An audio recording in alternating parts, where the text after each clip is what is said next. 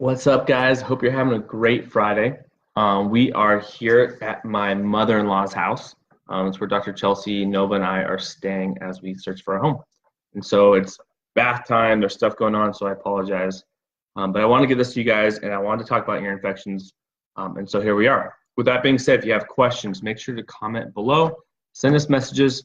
I got some notes here to make sure I don't miss anything, but we're here for you guys. So let us know if you have any questions. So why are we talking about ear infections? And when we talk about ear infections today, we're talking about specifically otitis media.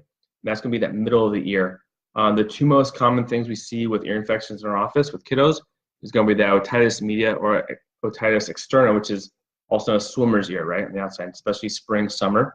That's a really popular one. But specifically, otitis media is what we're going to be focusing on here. So why do we talk about ear infections? One, we see it all the time in our office. It's one of the most common reasons parents bring their kiddos in our office for initial care. Secondly, it's the most common reason kids are going to pediatricians. Right? Number one reason, 5 out of 6 kids are having ear infections by the time they're 3. Okay, so a lot.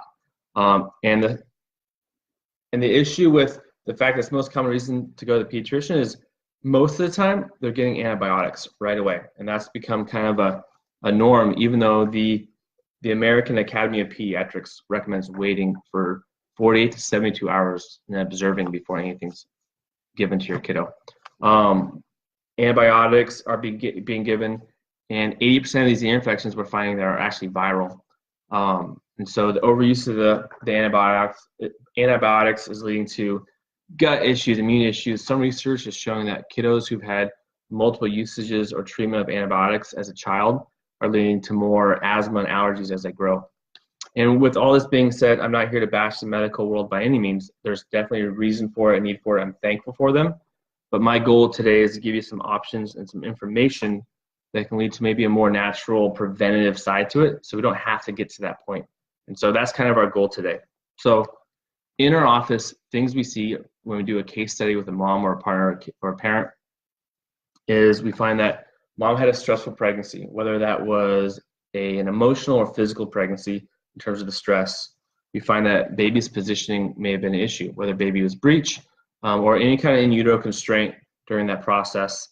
We also see longer labor times, whether it's a progression issue, lots of pushing, cord wrapped around neck, things like that, and C-sections. C-sections are huge in terms of what we're seeing with these ear infections. So those are things we see often, and those are important because we're going to come back to that in terms of what's causing these issues, why are they happening. It's often leading from that kind of birthing process, which is really stressful. Even a normal, perfect Zen birth, there's pressure on baby, there's disruption in their spine, and that's affecting them down the road. So when we talk about ear infections, there's going to be 2 main things we focus on. One, it's a plumbing problem. And what I mean by plumbing problem is we're getting fluid built up in our ears, right in our eustachian tube, and it's not able to go anywhere. It's getting stuck, okay? And that often happens because that misalignment in the spine, to the upper cervical spine, again, we talk about from that pregnancy, in utero constraint, the delivery process, or even falls, traumas, life in general, we're getting those misalignments in the spine. And what that does is that affects, one, the muscles and ligaments around there, specifically the TVP, the tensor valle palatini. You don't have to remember that, but that muscle allows us to open and close that eustachian tube, okay? And the opening and closing allows that fluid to actually drain properly. And how that works is when that muscle is at rest, right, it stays closed. When that muscle is properly and functioning properly, it's opening by activating that muscle by doing things like yawning, chewing, creating pressure, right? You see people put pressure, chewing gum. You see on the planes, kiddos having issues with the plane pressure. You'll see them, mom's breastfeeding or giving them something to drink. That motion is actually opening those eustachian tubes and allowing that fluid to drain. So what happens is, if that's not happening properly, that fluid's getting built up over time. Also, anytime we have misalignment or dysfunction in our spine, our suboccipital, so behind the head, and the rest of our neck muscles are actually affecting our lymphatic drainage, right, and allowing things to drain properly. And so that's our first issue. That's our plumbing issue, okay? The second issue is more important because, one, you can have fluid built up, it may be uncomfortable, right? But the bigger issue is that's becoming infected, okay? Whether that's bacterial or viral, it's getting infected. Something's happening. And our body was developed to be able to adapt and fight off those things, right? And so what's happening is when we have those misalignments in the spine, we're coming back to that from that birthing process, being a kiddo. What that happens is that creates pressure on our brainstem and our nervous system, which is crucial. Our nervous system controls, functions, and affects everything in our spine, everything in our body, every cell, tissue, and organ. Okay, so when there's dysfunction there, what happens is our body goes in this fight or flight stress response, whether that's short-term or long-term. But over time, what we call the gas pedal or sympathetics stress, our body starts to shut down. It starts to fail to adapt properly. And when we can't adapt properly to things coming into our body, we get sick, we get tired. We see kiddos with, chronic illnesses. We talk about the ear infections. We talk about digestive issues. We talk about sensory stress issues. All those things are happening because our body is not adapting properly, and our nervous system is important. So that's a big one to kind of grasp. If you have questions, let us know. But when we have those misalignments over time, it's creating dysfunction. Our body can fight off that fluid, and it's getting infected, whether it's viral, bacterial, and we're creating that ear infection. So we need to make sure the spine's moving properly and functioning properly, and the nervous system is balanced to be able to adapt and fight those things off. And that's not a quick fix. That's a long thing as our body kind of properly learns to adapt and function better, right? So we talk about those two main things. Another thing we talk about is dairy.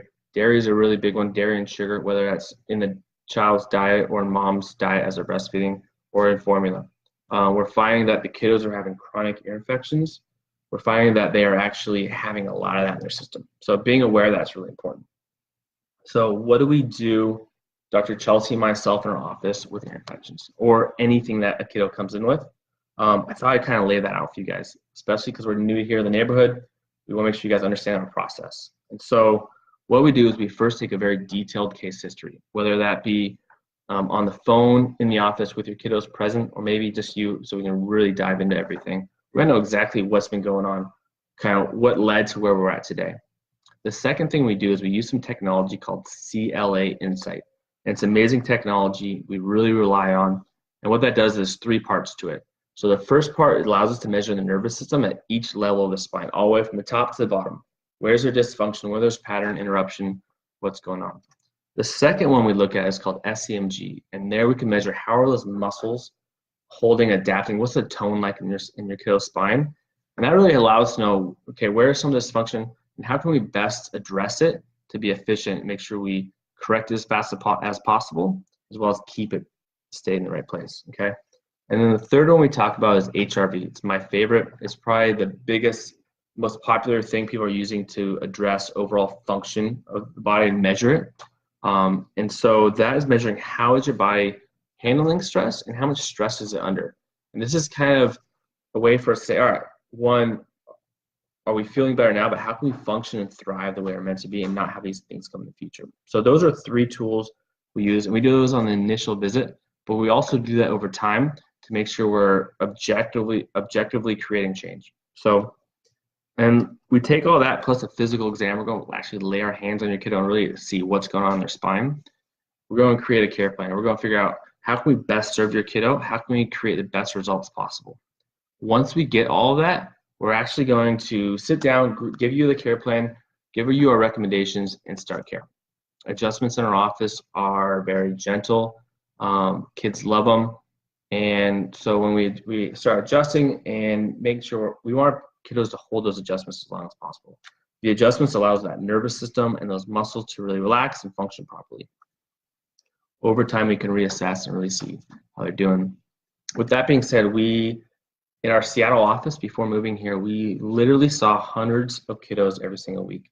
And when we talk about ear infections, we've seen a lot of them, but ear infections is just the result. It's just the symptom.